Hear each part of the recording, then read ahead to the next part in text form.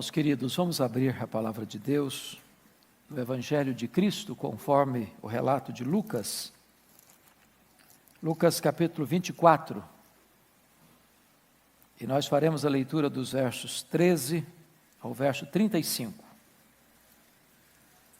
Lucas 24, 13 a 35.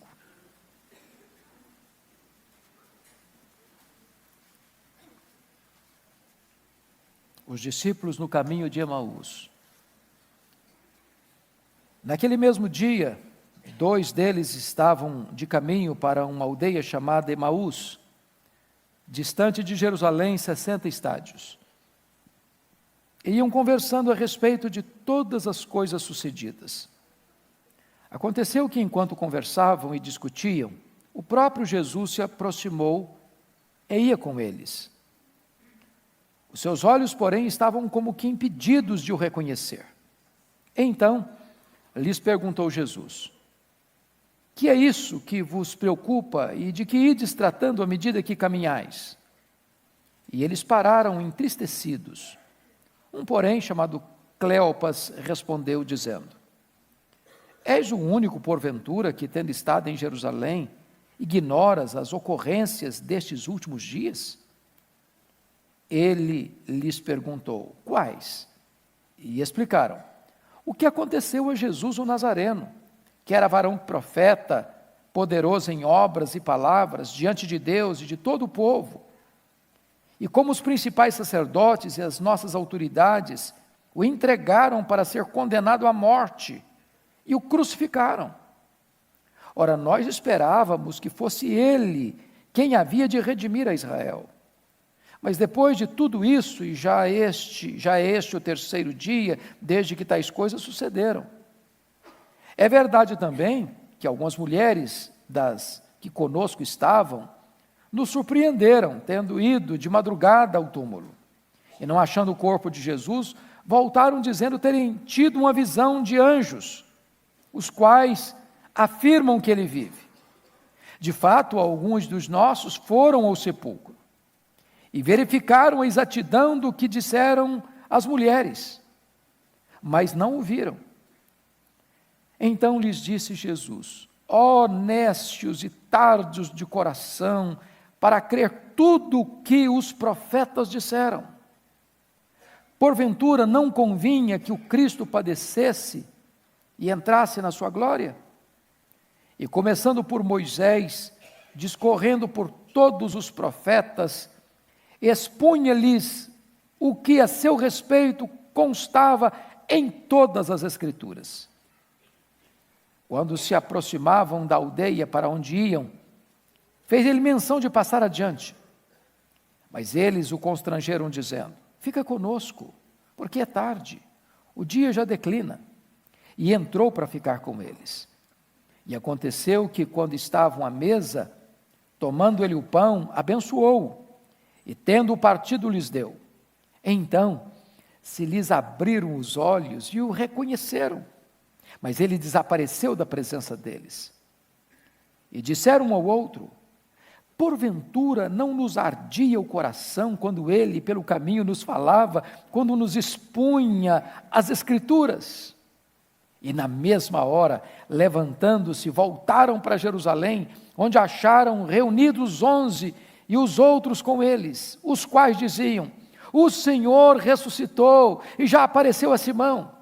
Então os dois contaram o que lhes acontecera no caminho, e como fora por eles reconhecido no partir do pão. Amém? Eu quero pensar com vocês nesta manhã sobre o tema: o impacto da ressurreição de Jesus Cristo. Amados, é ponto absolutamente claro para a nossa fé, de que as melhores notícias que o mundo já ouviu, vieram do túmulo vazio de Jesus Cristo. Na verdade, a história da Páscoa não termina num funeral, mas sim com uma festa. O túmulo de Jesus foi aberto, e aberto de dentro para fora. Ele entrou na morte, para matar a morte, e arrancar o aguilhão da morte, e vencer a morte, e ser a ressurreição e a vida. Nós hoje não pregamos um Cristo que esteve vivo e está morto. Nós hoje proclamamos o Cristo que esteve morto e está vivo pelos séculos dos séculos. Se a morte é o rei dos terrores, a Bíblia diz que Jesus é o rei dos reis. E ele venceu a morte, tirou o aguilhão da morte, venceu a morte, matou a morte, arrancou o seu poder. E hoje, a morte foi vencida e em breve será lançada no lago de fogo. Hoje eu gostaria de olhar para esse texto e ver aqui 3 verdades. Primeiro, a importância da ressurreição de Cristo. Segundo, a evidência da ressurreição de Cristo. Terceiro, o impacto da ressurreição de Cristo. Vamos olhar esse primeiro fato, a importância da ressurreição de Cristo. Precisamos chegar à seguinte conclusão: a ressurreição de Cristo é uma das fraudes mais maldosas da história, ou então é o fato mais extraordinário da história. Com a ressurreição de Cristo, a igreja fica de pé. Sem ela, a igreja não sobrevive. Cristianismo não pode existir sem a verdade bendita da ressurreição. O apóstolo Paulo, tratando desta matéria, e hoje nós que viemos ao primeiro culto, ouvimos uma preciosa exposição do pastor Arival, falando para nós da importância da ressurreição. E com a permissão, eu gostaria de destacar os 7 pontos que ele frisou, mostrando a importância dessa verdade. Porque Jesus ressuscitou, os nossos pecados foram perdoados. Porque Jesus Cristo ressuscitou, nós temos uma fé baseada num sólido fundamento. Porque Jesus Cristo ressuscitou, a nossa pregação é poderosa, é frutífera e eficaz. Porque Jesus Cristo ressuscitou, o nosso testemunho acerca desse fato é verdadeiro. Porque Jesus Cristo ressuscitou, os que dormiram em Cristo ressuscitarão em glória. Porque Jesus Cristo ressuscitou, Ele garante para nós verdadeira e plena alegria nesta vida e na vindoura. Porque Jesus Cristo ressuscitou, o nosso trabalho para Deus não é vão. Esta é a verdade que Paulo anuncia da importância desta gloriosa verdade. Porque Jesus Cristo ressuscitou, o nosso último endereço não é a sepultura. Porque Jesus Cristo ressuscitou, a morte não tem a última palavra. Porque Jesus Cristo ressuscitou, a ressurreição não é um engodo.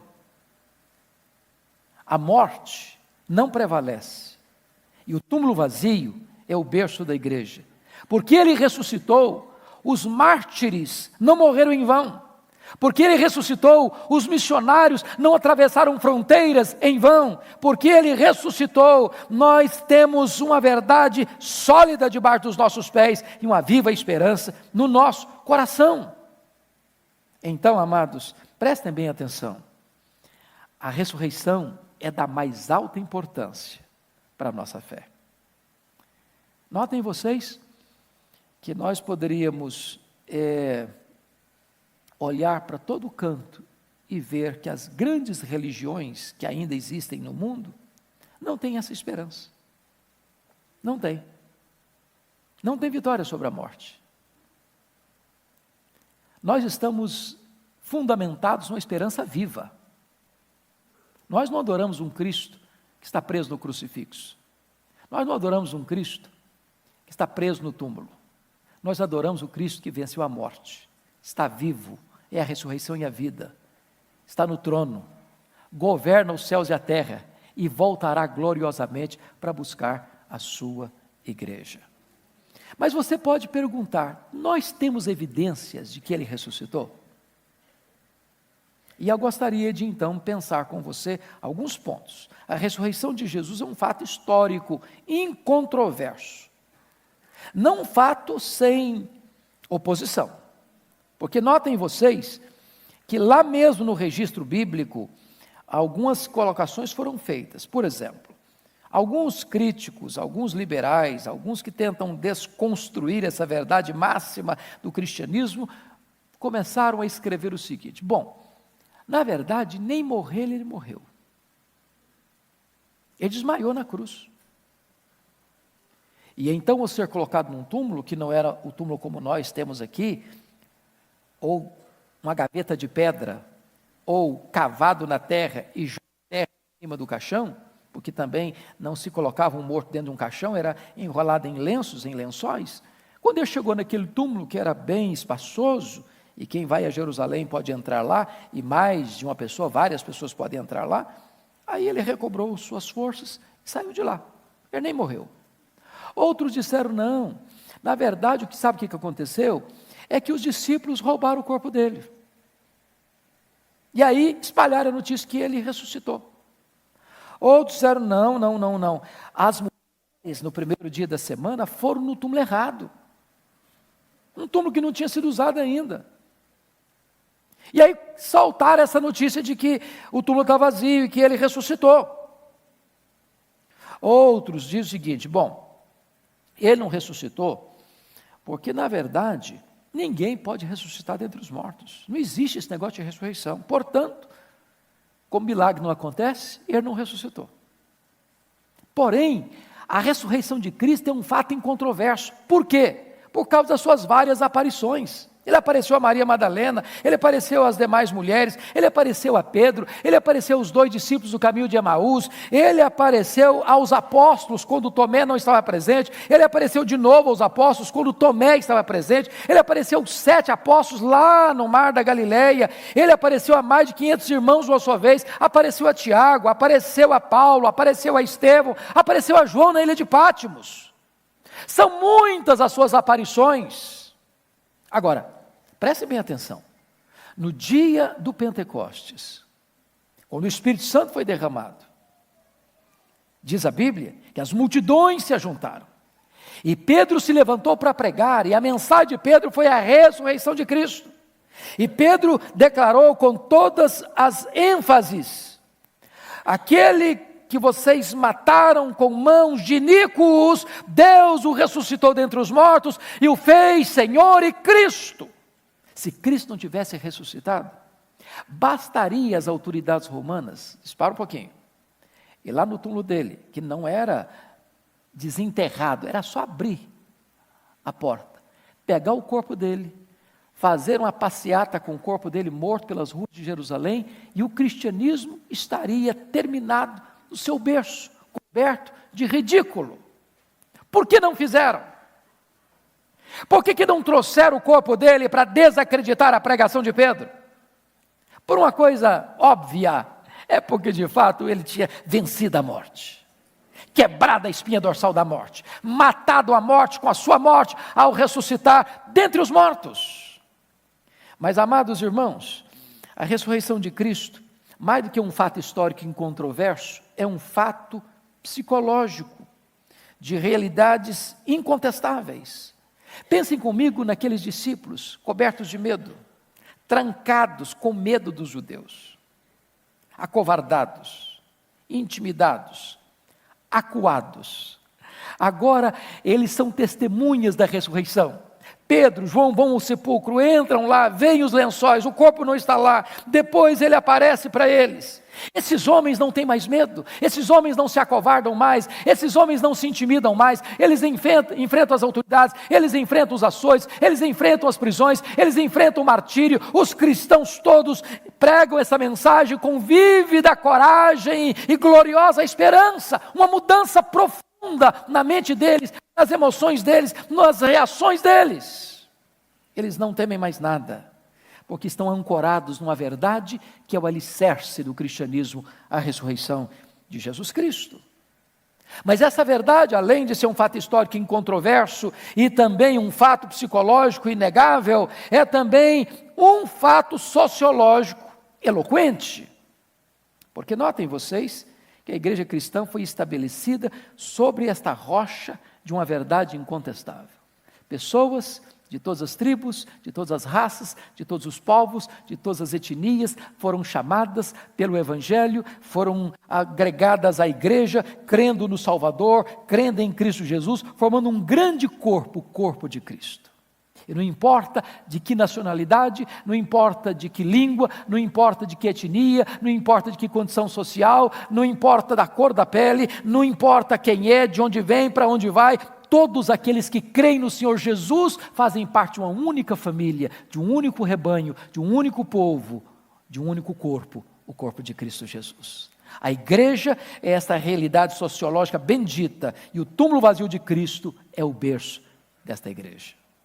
Bom, tendo dito isto, gostaria de olhar o terceiro ponto, que é o impacto da ressurreição de Cristo. Então vamos olhar essa passagem bíblica, esses dois discípulos, antes do impacto da ressurreição. Olhem comigo, versículos 14 e 15 do texto lido. 14 e 15. Seus olhos estavam cegos a despeito da proximidade de Jesus. Iam conversando a respeito de todas as coisas sucedidas. Aconteceu que, enquanto conversavam e discutiam, o próprio Jesus se aproximou e ia com eles. Jesus presente, Jesus perto, Jesus com eles, mas eles não discernem. Quando a pessoa não tem esta verdade no coração que Jesus está vivo, irmãos, quantas vezes na caminhada da nossa vida Ele está do nosso lado e nós nem percebemos.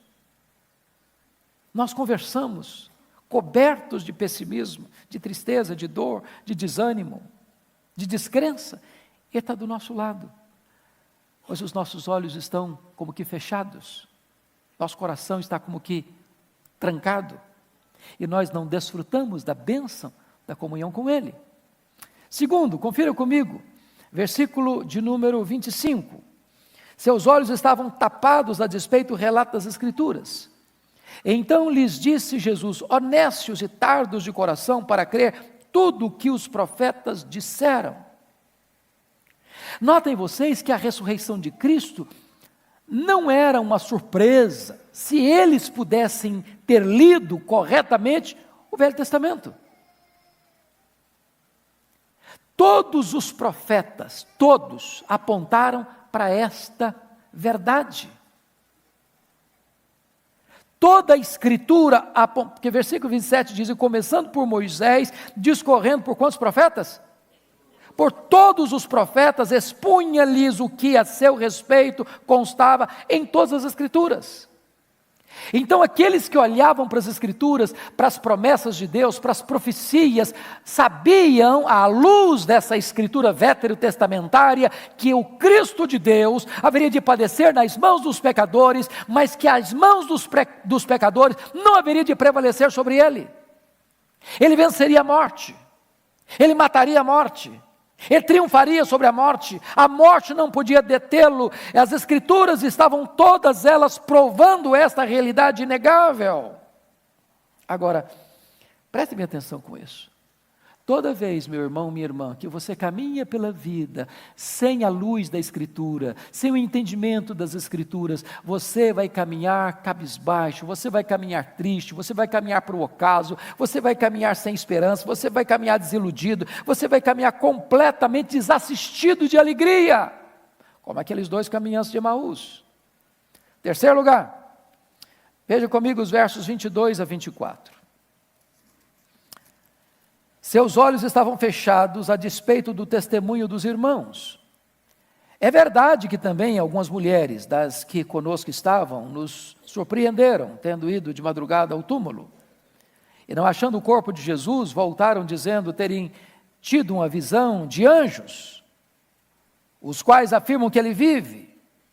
De fato, alguns dos nossos foram ao sepulcro, Pedro e João no caso, e verificaram a exatidão do que disseram as mulheres, mas não o viram. Vejam vocês que quando esta verdade da ressurreição não está pulsando na nossa alma, nós recusamos a crer no testemunho eloquente, pessoal, testemunhal das pessoas. As pessoas não me ouvi, eu tive um encontro com ele, o túmulo está vazio, ele apareceu, os anjos falaram, mas eu não vi. Caminharam desesperados, frustrados, abatidos, a despeito de testemunhos tão vívidos. As evidências são claras. túmulo está aberto, o túmulo está vazio. Os anjos falaram, as mulheres testemunharam, Pedro e João estiveram lá, entraram lá, viram os lençóis lá. Mas nós ainda continuamos desassistidos de esperança. Quantas pessoas no nosso meio que caminham assim, vendo pessoas transformadas, vendo testemunhos eloquentes, mas caminham sem qualquer esperança, num reducionismo, num achatamento de vida, porque não dão crédito ao que as outras pessoas têm dado do poder da ressurreição na sua vida. Quarto lugar. Olha comigo o versículo 14. E iam conversando a respeito de todas estas coisas. Agora olha o verso 20. E como os principais sacerdotes e as nossas autoridades o entregaram para ser condenado à morte e o crucificaram. Então, seus pés estavam na estrada da fuga, a despeito das várias evidências da ressurreição. Estavam caminhando, voltando para Emaús, talvez onde residiam. Desistiram de tudo, desistiram do apostolado, desistiram do discipulado, desistiram de crer, desistiram da caminhada, botaram o pé na estrada da dúvida, do ceticismo, da incredulidade. Para esses, a história deles termina na sexta-feira da paixão. Parece que a morte venceu. Parece que Pilatos prevaleceu. Parece que o Sinédrio estendeu a bandeira da vitória. Completamente desanimados, desassistidos, tristes, decepcionados, sem qualquer esperança. Caminhando para onde? Para Emaús. Onde fica Emaús? No ocidente, no ocaso, no pôr do sol, na noite escura, no caminho da desesperança. Gente concentrada nos seus problemas, gente que não olha para a solução, porque não tem o impacto da ressurreição de Cristo em sua vida. Qual o resultado final disso? Confirma comigo, versículo 17. Pode ler o 17 comigo? Vamos juntos? Então, lhes perguntou Jesus, que é isso que vos preocupa? De que ides tratando à medida que caminhais? E eles pararam entristecidos. Você já viu crente triste? Eu já.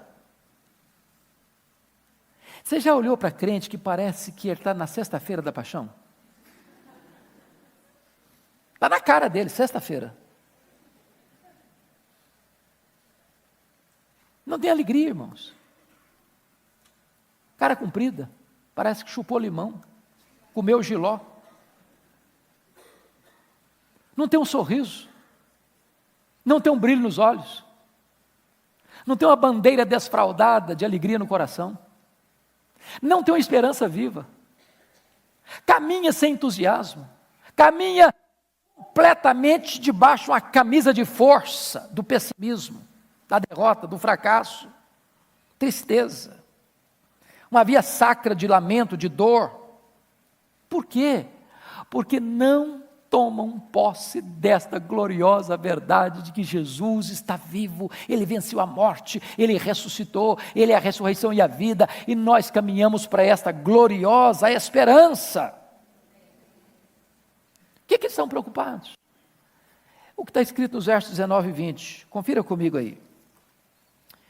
Ele lhes perguntou quais, e explicaram o que aconteceu a Jesus o Nazareno, que era varão profeta, poderoso em obras e palavras, diante de Deus, diante de todo o povo, e com os principais sacerdotes e as nossas autoridades, o entregaram para ser condenado à morte, e o crucificaram. Sabe o que estão dizendo? O justo padecendo na mão do ímpio. Quanta gente hoje que é crente, que vive essa mesma realidade de tristeza, de angústia. Eu sou crente, gente de Deus, gente piedosa, gente que anda com Deus, gente que fez a obra de Deus, gente que realizou grandes obras para Deus, está aí, terminando a vida, fracassado, derrotado, crucificado, morto, sepultado. O mal venceu, a violência venceu, o ódio venceu. Quantas pessoas assim hoje, completamente confusas e perdidas, tomadas pelo drama do sofrimento do justo. Por quê? Porque não foram impactadas pelo poder da ressurreição. Veja o verso 21 comigo. Você pode ler o verso 21, por favor? Ora, nós esperávamos que fosse ele quem havia de redimir a Israel, mas depois de tudo isto, é já este o terceiro dia, desde que tais coisas aconteceram. Seus corações estavam cheios de esperanças frustradas. Esperanças frustradas. Eu até esperava que fosse ele. Por um tempo nós acreditamos nisso. Nós o ouvimos, nós o acompanhamos, nós vimos os seus ensinamentos, nós vimos os seus milagres. Ele falou para nós algumas vezes que ele ia morrer mesmo. Mas já é o terceiro dia, nada aconteceu, então acabou para nós. Acabou. Nossa esperança morreu. Agora é botar o pé na estrada da fuga, agora é achar que o mundo acabou, a esperança se frustrou, a vida não faz mais sentido. Estou de malas prontas, botando o pé na estrada do fracasso, da derrota e do desânimo. Tem muitos que ainda hoje estão assim, porque não foram impactadas pelo poder da ressurreição de Jesus Cristo. Mas eu queria olhar agora o outro aspecto. Qual foi o impacto que a ressurreição de Jesus Cristo produziu na vida desses dois homens? Vejamos. Primeiro lugar, confira comigo, por favor, versos 26 a 28. Vamos todos ler esses versos, 26 a 28. Vamos juntos? Porventura, não convinha que o Cristo padecesse e entrasse na sua glória? E começando por Moisés, discorrendo por todos os profetas, expunha-lhes o que a seu respeito constava em todas as Escrituras. Agora note o verso 28. Quando se iam aproximando da aldeia, para onde iam, fez ele menção de passar adiante. Agora o 31, todos nós. Então se lhes abriram os olhos e o reconheceram, mas ele desapareceu da presença deles. Primeira coisa, olhos abertos pela explicação das Escrituras. Oh, amados irmãos, é quando a Bíblia é aberta, é quando a Bíblia é explicada, é quando você entende que nada disso aconteceu por acaso, que não tem acidente aqui, que não tem acaso aqui, que toda a maquinação do mal orquestrada contra Jesus, por Judas Iscariotes, pelo sinédrio judaico, pelos sumos sacerdotes, pelos homens religiosos que bradaram diante de Pilatos, pela covardia de Pilatos, pela decisão de Pilatos, pela crueldade dos soldados, pela cena da andada pela Jerusalém apinhada de gente, pela crucificação, pela morte, pelo sepultamento, nada disso era surpresa. Tudo isso estava rigorosamente delineado nos planos de Deus. Quando a Escritura foi aberta, quando a Escritura foi explicada, desde lá a lei, desde os profetas, desde os salmos, desde toda a Escritura, quando a palavra de Deus foi aberta diante deles, de repente, a luz raiou, o entendimento chegou, a verdade alcançou o coração deles, e eles então puderam ter os seus olhos abertos pela explicação das Escrituras. Deixa eu dizer uma coisa para você, querido. Se você não estudar a Bíblia, você vai ser um crente de olhos tapados. Você vai olhar, mas não vai enxergar. Você vai ouvir, mas não vai entender. Você vai ter evidências, mas não vai crer. Porque você só conhece pela Escritura. Por isso que nós, como o pastor Arival disse hoje no culto da manhã, valorizamos tanto a pregação da Escritura. Porque é pela pregação é que vem a fé. A Bíblia precisa ser aberta. Você quer conhecer Jesus? Examine as Escrituras. Você quer ter mais luz na sua vida? A Bíblia é essa luz. Você quer ter mais fé? A fé vem pelo ouvir. Você quer ter mais santidade? É pela palavra que você vai ser santo. Você quer ser bem-sucedido na vida? É examinando as Escrituras. Então, deixa eu dizer uma coisa para você. Ou você vai abrir sua Bíblia, estudar a sua Bíblia, meditar na sua Bíblia, ouvir a palavra de Deus, ou você vai ser vencido pela preocupação, pela tristeza, pela desesperança e pela incredulidade. Segundo lugar, olha comigo os versos 29 e 32. Vamos ler o 29 agora, por favor. Mas eles o constrangeram dizendo: fica conosco, porque é tarde, e o dia já declina. E entrou para ficar com eles. Agora o verso 32. E disseram um ao outro: porventura, não nos ardia o coração, quando ele, pelo caminho, nos falava, quando nos expunha as Escrituras? Então preste atenção agora. Primeiro, olhos abertos pela explicação das Escrituras. Segundo, corações ardentes pela comunhão com Jesus. Ô irmãos, você algum dia na vida já experimentou esse negócio? Coração ardendo. Algum dia na sua vida, na sua experiência espiritual, você já estava lá, na sua intimidade com Deus, lendo a sua Bíblia, e de repente seu coração começou a ferver? Um fogo dentro de você. Coração pegando fogo. Que coisa sublime é isso, irmãos? Quando você tem intimidade com Jesus, quando seus olhos são abertos para você ver que Jesus está vivo, que Ele é o seu Senhor, que Ele é o seu Salvador, que Ele é a sua esperança, que Ele é a razão da sua vida, o seu coração começa a arder. Há um entusiasmo dentro de você, há uma chama dentro de você, o Espírito sopra sobre você, tira as cinzas, reacende as brasas, e este fogo santo começa a queimar na sua vida, a frieza espiritual vai embora, a vir à casa de Deus não é um peso, adorar a Deus é uma alegria, orar a Deus é um deleite, andar com Jesus passa a ser o sentido da sua vida.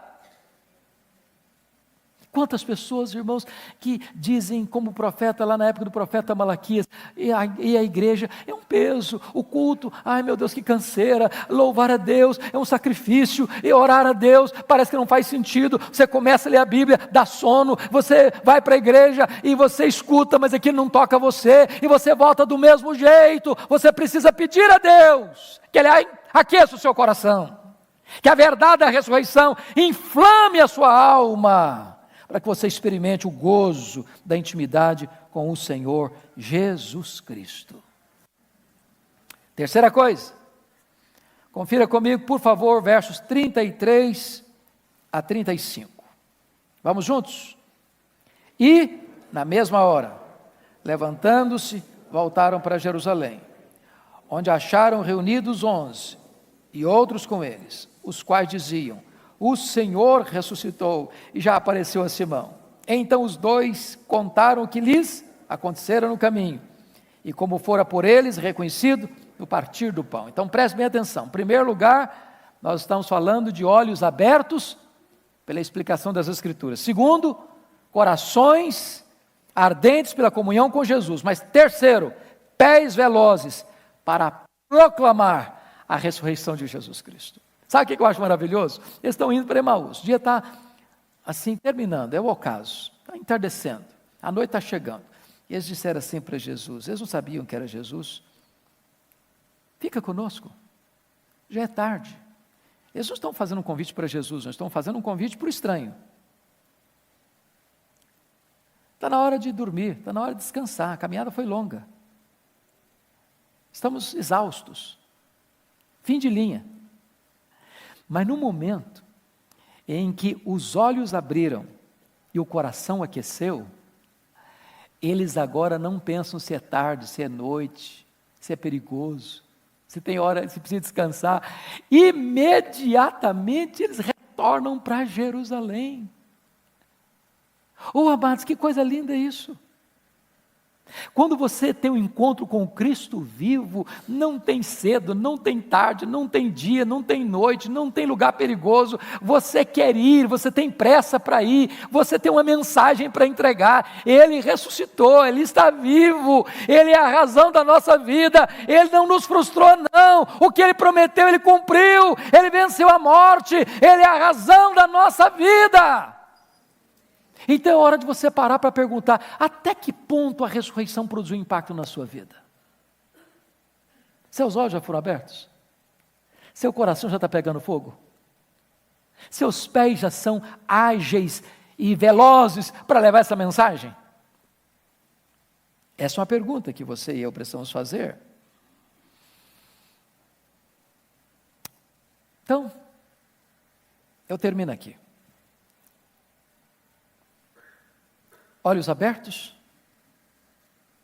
coração aquecido, pés velozes e lábios abertos para proclamar. Ele ressuscitou. Nós o vimos. Não dá para você ter um encontro com o Cristo vivo e isso não dizer nada para você.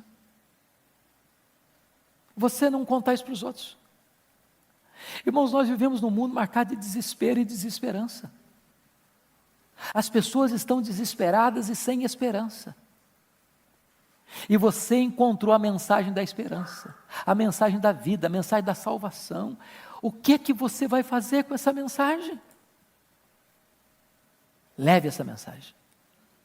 Se os seus olhos foram abertos, se o seu coração está aquecido, se os seus pés estão na estrada do testemunho, abra sua boca e anuncie que Ele vive. Que Deus nos ajude, que Deus nos abençoe, que Ele abra os nossos olhos, que Ele inflame o nosso coração, que Ele apresse os nossos passos, que Ele abra a nossa boca para dizer que Ele está vivo. Curva sua fronte, por favor. Nós vamos orar.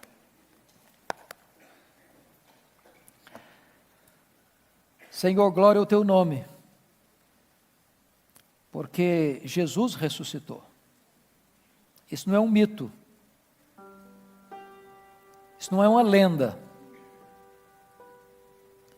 Podemos ir ao túmulo de Buda, de Confúcio, de Maomé, de Allan Kardec, dos papas, dos reis, dos nobres, dos ateus, dos apóstolos, dos mártires.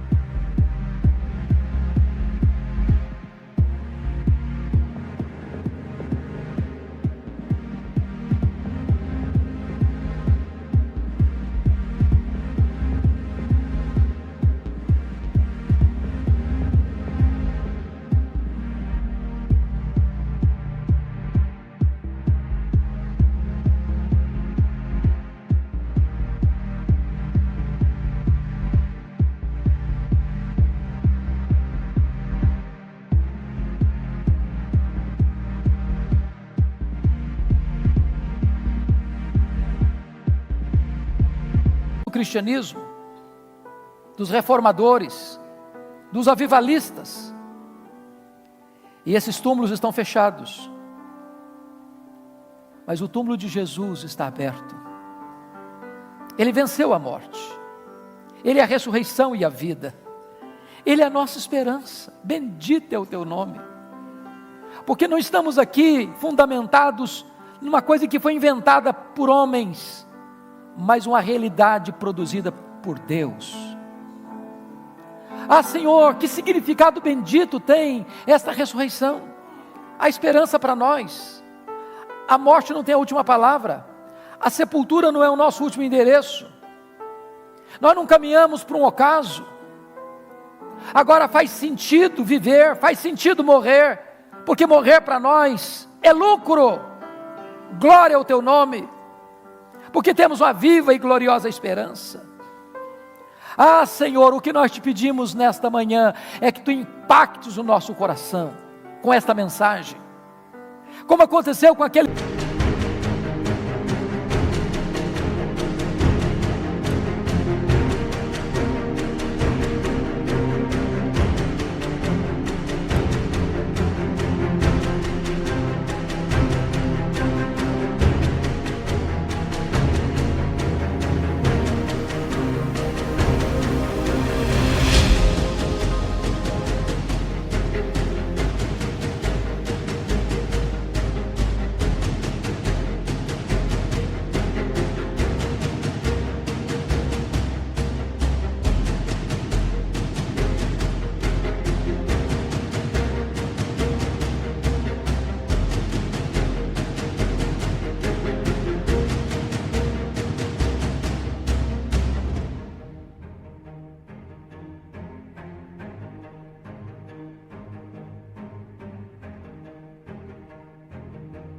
dois caminhantes de Emaús. Meu Deus, abra os nossos olhos. Meu Deus, inflame o nosso coração. Meu Deus, apressa os nossos pés. Meu Deus, abra a nossa boca, para que testemunhemos na cidade de São Paulo, nesta nação tão machucada e ferida pelo desespero e desesperança, que há esperança. Jesus Cristo está vivo, Ele reina, Ele é o Senhor, Ele é o Salvador, e Ele vai voltar. Louvado seja o teu nome. Muito obrigado pela tua palavra, em nome de Jesus. Aleluia. Amém.